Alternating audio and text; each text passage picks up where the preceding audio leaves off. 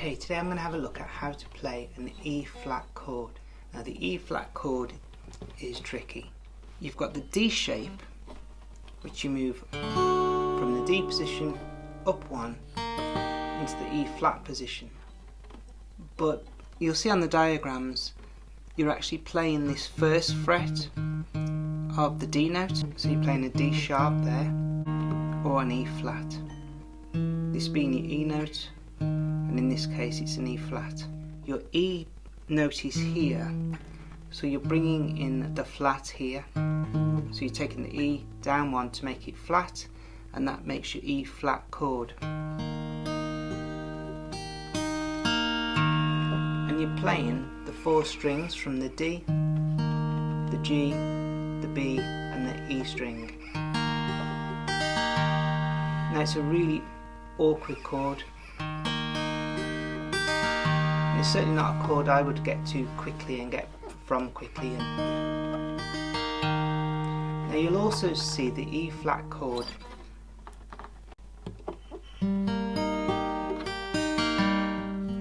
using this note here, which is actually a G note, which is the 5th fret of the D string.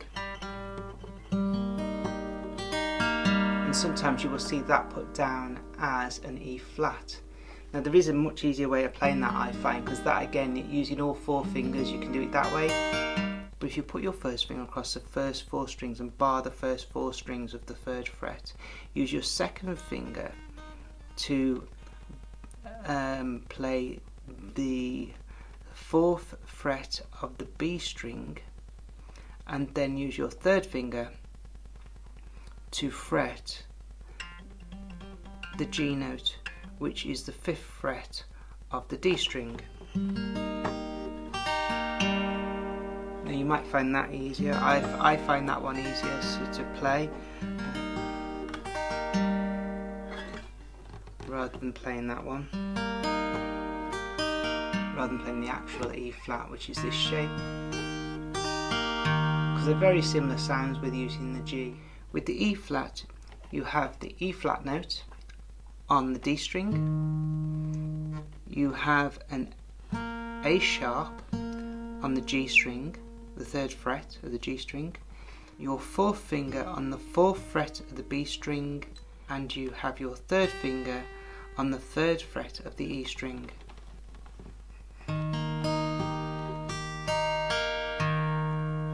An E flat chord. So we can swap it round to this position where you've got the E flat G,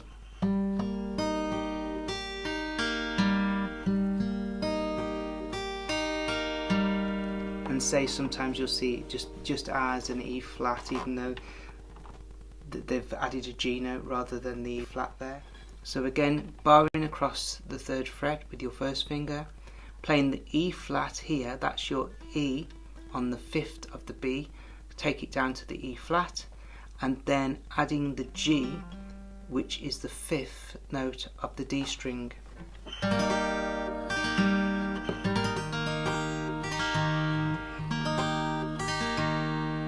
There is a difference to tone though, and I do think the actual E flat is a lovely sounding chord, and it's definitely an advanced chord. It's definitely a real stretch. You've got the stretch between your 1st and 2nd finger and the 3rd and 4th finger, and that 3rd and 4th finger, you know, you can really feel it there.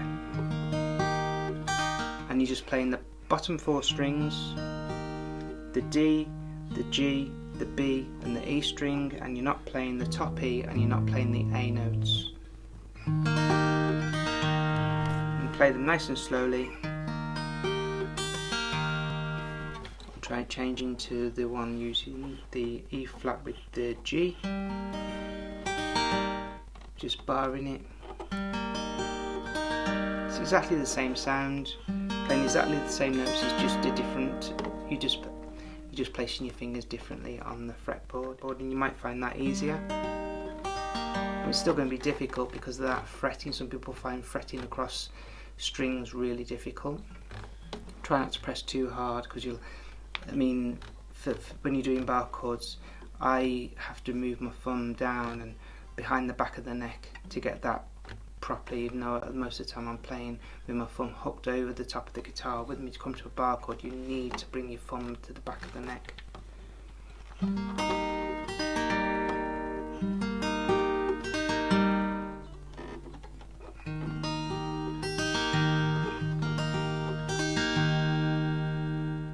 You've got your E flat shape just as you have there, you're bringing it here, but now you're adding that G note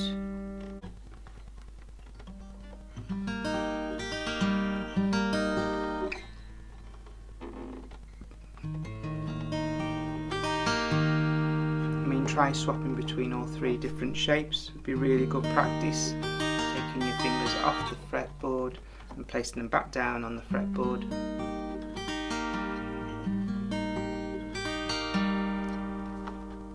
And these certainly aren't